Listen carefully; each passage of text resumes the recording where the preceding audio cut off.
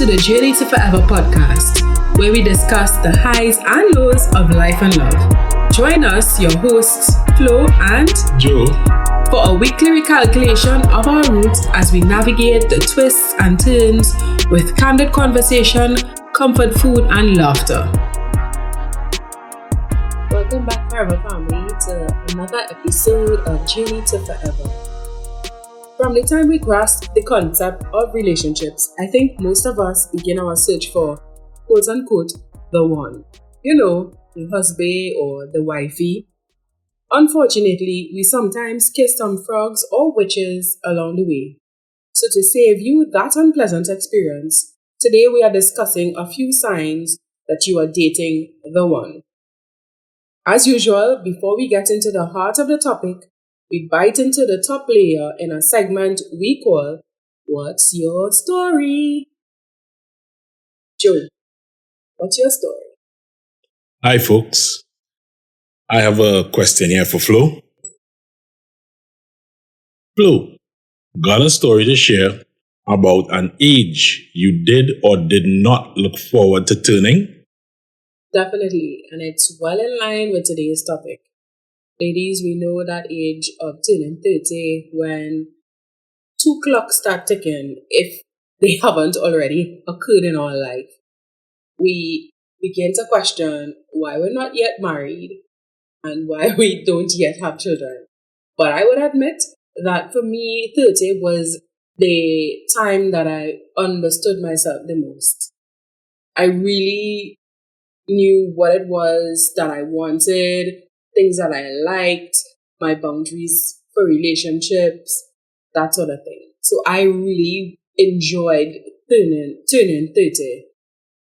And it wasn't as drastic or as negative as most people make it out to be. I really, really had a wonderful time. Like, I was smiling. I was so happy.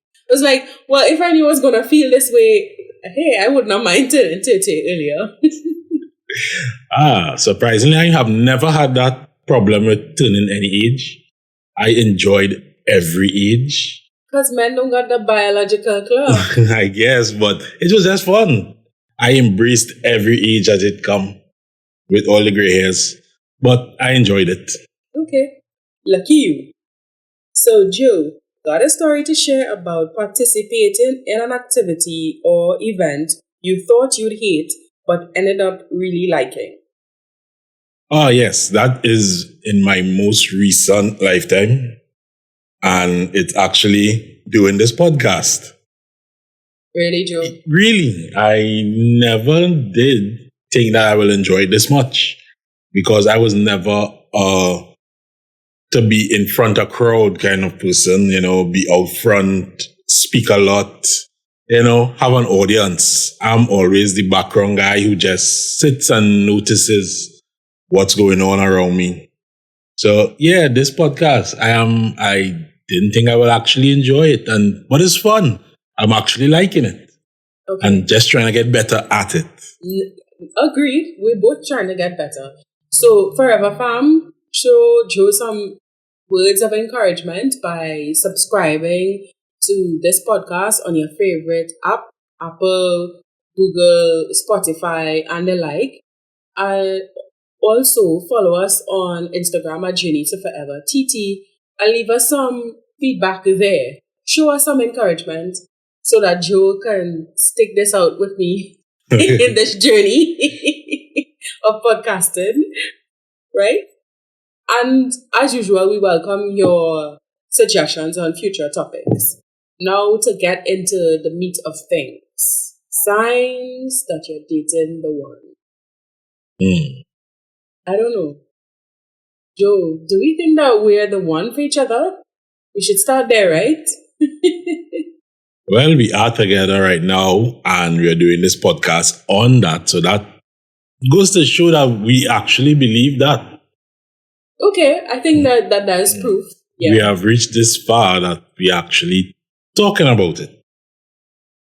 But to say that I knew you were the one, first thing was you were funny on that initial meeting. You you were just funny. You could carry a conversation on any topic and make it fun. It wasn't like, oh my God, why doesn't she shut up? It was fun. We enjoyed and we spoke for a lot of hours. True, mind you, folks, there were other people around also in that conversation, but it was carried on. It was fun. That's all it was. That's the best way. They came and they left. Yeah, they came and they left, and and the conversation just kept going. A few hours well. I'm glad you said that, because my first sign that you were the one was that you listened. And yes, people would say, how could you ever be in a relationship if the person doesn't listen to you? For me, I want to distinguish between hearing, because hearing, as long as you're not deaf or hard of hearing, like or have some kind of physical impairment, you can hear, right? But Joel actually listened. This was somebody who was interested in whatever topic that we were talking about, and I knew that he was interested in the questions he would ask, in his body language, but more so, as I would have mentioned, I think in our very first episode, 20 questions, it was the gift. Like when you gave me that gift, I knew for sure this was somebody who picked up things from various conversations that we would have had, and you put that together. So for me, that was a sign that you were really gift. listening. Yes, you come hard to top that one, Nah, that was nothing. Really? Yeah, that was nothing. Okay, I guess I have a lot to look forward to, man. I guess so. And my second thing was, it's back to conversation. Over the months, your depth of conversation was amazing. That, let's just say, I always say I am not the sharpest knife in the drawer, but I am attracted to intellect for some reason. Okay. I'm not dumb, but I'm not, as I said, the sharpest knife in the drawer. I can adapt, and I'm good at listening and interpreting and, picking sense from nonsense. And I actually enjoyed your vast range of knowledge. It was like, wow, this woman is really smart. Yeah, but she's not that nerdy smart where she's arrogant and I know it all kind of thing. She educated me. She showed me different parts of the world, basically. What could happen, different angles, open up a new side to just the mundane. So yeah, that's number 2. Okay, I like that. And I think it's not always necessary for you to have somebody who you are so alike with.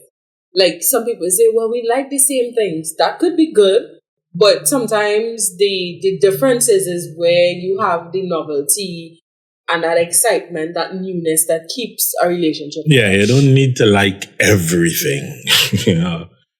I know. I'm just glad that Joe is not bored by my love of everything from politics to pop culture. That's how I would describe myself. As somebody would say, oh, what a Jason, bougie ratchet, however you want to call it. Because no matter who you are speaking with, you need to be able to have some sort of conversation starter to speak with them, and that's how I always envision myself. No matter what room I'm in, I should be able to hold my own in our conversation. And you do that very well. Yeah, and for me, my second point that I knew that you were the one is that I felt understood. Like I said, I'm a mix of everything. If you could probably call me a sweet bread or a pone that you throw all the different provisions in, because I've had many influences in my life. To sum it up, My parents are very different in their world view perspectives. So my mother is a very traditional person. My father is the explorer, the modern man, the new age. So for me, I strive to be the middle ground between the two. That being said, I could be very traditional or conservative in my thinking. And then there are times when I would say something and Joe would watch at me like, really? So I appreciate the fact that you understand all sides of me. You know, Yes. as John Legend says, you love all of me. I really try. So I really appreciate that because there are some persons who may not appreciate that. They want somebody that fits into a particular mold. Yeah. And there ain't no mold that could fit this one. Shouldn't have a mold. You can have a small little blueprint, but leave room for growth. You never know you might like something until you are introduced to it. True. When you say, hey, okay, this is cool, you never even knew that you were interested. Yeah, one day I'll get you to like sushi. No. Okay. And my third one was, it was a drive, folks. She was driven, independent. She knew what she wanted, what she was about. That was amazing to me. She had a plan. She worked on it in the background. You could see her mind always going. Sometimes I tried to shut it off. It's like, all right, enjoy now. Don't study the future sometimes. But yeah, I like that drive. Knowing what she wants, building, making a plan, having folks, itineraries is her thing. She plans down to the minute, the second. Yeah, I like that. Hey, Papa calls me mother make a plan, so. But I'm sitting here listening to you, and I am in amazement of our synchronicity. We did not speak to each other about what our main points were. I simply asked him, hey, do you have your specific points identified? He's like, yeah, I have something. But I still have a lot to say. My third point is that I feel seen. And by feeling seen, I mean that you see the best in me when I don't even see it myself.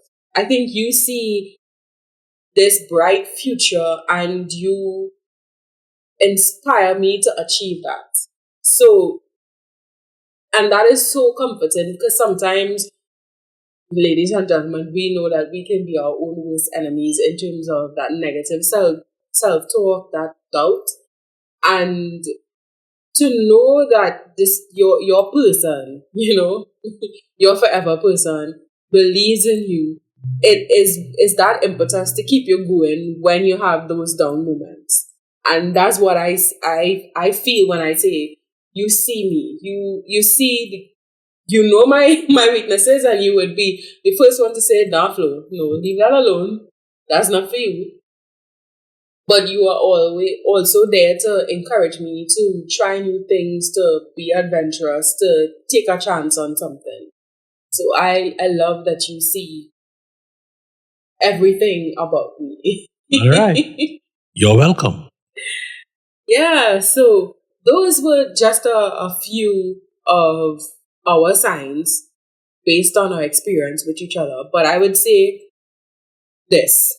I would end it with this quote that I have found to be true no matter what type of relationship, whether it's a personal, intimate relationship, whether it's a work relationship, whether it's a familial relationship. Maya Angelou said, when people show you who they are, believe them. Oprah added the first time, ladies and gentlemen, do not ever try to make that frog or witch into the one. See them for who they are and believe them the first time. Can't be said better than that. All right. So, as usual, we get to our happy place in this podcast. Thing to eat. Yes, one of our favorite segments. So, what's on the menu today, Joe? Well, folks, we going a bit healthy today. And mind you, on these questions, most of these questions, Flo really don't know what they are. No, I have no idea. The question today is, what are your 3 top fruits? Ooh, that's, listen, yeah, now you're talking things to eat. You know my first one has to be starch mango. Listen to me. Starch mango. I have no friends when it comes to starch mango. I'm meaning I'm not sharing. What's your number one? My number 1 is watermelon. Okay. Yeah, watermelon. I don't know. For some reason, I like juicy fruits. I'm not going into any money brand in there. Okay. Right? But yeah, my number 1 is watermelon. A very sweet watermelon. Mm-hmm. I don't need food on that day. Seriously? Yeah, definitely. I can eat watermelon whole day long. All day. Okay. My second, I would have to say, is fruit-wise. I'll have to say sapodilla. Okay. For the non-Caribbean folks, that's something, it's almost like a sweeter version to kiwi.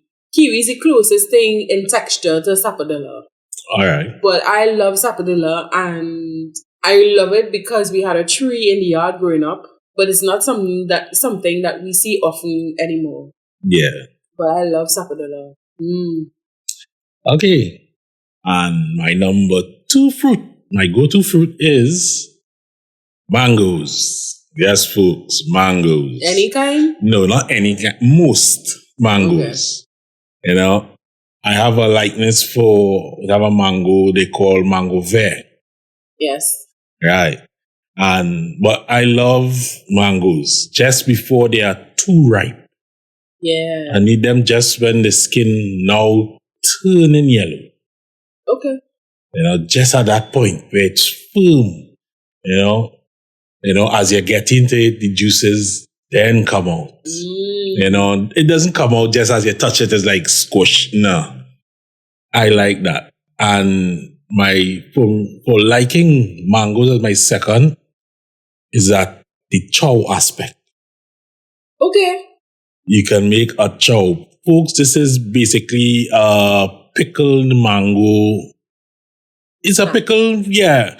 It's just you're not leaving it for any length of time. You know, you make it and eat it in about half hour to an hour after. Yeah. It could be made with almost any fruit. Almost. So yeah, that's my number 2. My third one, I have to say soursop. I love soursop. Like, I love soursop. Now, you remember back in the day when we used to make ice cream by hand? Yes. Listen, when I soursop ripe on that tree and grandma clean that soursop. Oh. You have to line up to churn that peel. Listen. Joys of being an island girl, joys of growing up in Trinidad and Tobago. I would not trade living here or being a Trini for anything. Those 3 fruits. Notice I ain't call no apples and grapes and starch mango, sapodilla, and soursop. Those are my top 3. I'm not much of a soursop lover. I'll have a little piece, but not my favorite. My third is bananas. Okay. I love bananas. But the thing with bananas, I like it. I don't know. I'm very picky about eating bananas, as in the skin must be smooth. There must be no blemishes. Wow. I have no idea. It's just a thing. I am sorry. You know, but I love bananas. I can have bananas for breakfast and I'm fine. I'm good until the afternoon. You know? I get that. It's a versatile food. Yes, and it is very healthy. If I'm not mistaken, that's one of Usain Bolt's favorite foods, that he has a lot of bananas. Okay. I can be corrected, folks, but that is as far as I have heard. All right. Well, there you have it. Thing to eat, fruity dishan. Yes, thing to eat. So we move in from filling our bellies to filling our love tanks. Joe, what's filled your love tank this week? My love tank this week. My love tank was filled by how could I put it? It really was not a phone call, but folks, I'll give you a little story. I had a change of plans on a day, and my phone was on silent. And being the thoughtful and kind-hearted person as Flo is, she couldn't get in contact with me. And as I was getting home, she was driving out. So she turned and she came back in, and we came in, and she was almost in tears, thinking that something was wrong. So that has never happened to me before. Nobody has ever cared for me that much to come looking for me, thinking that something was wrong. But it just was a change of plans, and it slipped my mind. It was my bad. I was wrong. Yes, I can say that up front. I was wrong. So that was amazing, having her. She was actually worried, actually worried about me. So it's not a good thing though, but that she's worried about me, because I don't like that having her worry that I did that. But I just enjoy that, like, wow, somebody loves me that much to be like, where is this man? Like, why can't I get him? So yes, folks, I'm impressed by that. And I'm like, oh my. Thanks, Flo. Thanks for caring that much. You're welcome. Right. So my love tank was filled this week by Joe. He, as we've mentioned a few times during this segment on previous episodes, he's been working a lot. So this weekend we actually had a lot of time to spend with each other. And I had to take him out to run a few errands that we were unable to do because he was working. And he surprised me by taking me to a store which I think is slowly becoming one of our favorite stores to go to, because we both love smelling good. Yes. So he loves cologne. I love my perfume. And he's like, no, because we went to the mall to get something in particular. And I said, let's take a walk down there. And we walked into the store. Now, I could be like a kid in a candy store, in a perfume store. I have gone into perfume mania overseas, and like my head on swivel. I just can't get enough of smelling perfumes. All of that to say is that he surprised me with a purchase, and it was unexpected, and I really liked that surprise. It was a welcome, sweet surprise. You're welcome. All right, so that's all for today's episode. As usual, we thank you for listening. Be sure to subscribe on your favorite podcast app, and as usual, we welcome your feedback on Instagram. Our account is Journey to Forever TT. Enjoy the rest of your week. Bye. Bye, folks. Have a great one.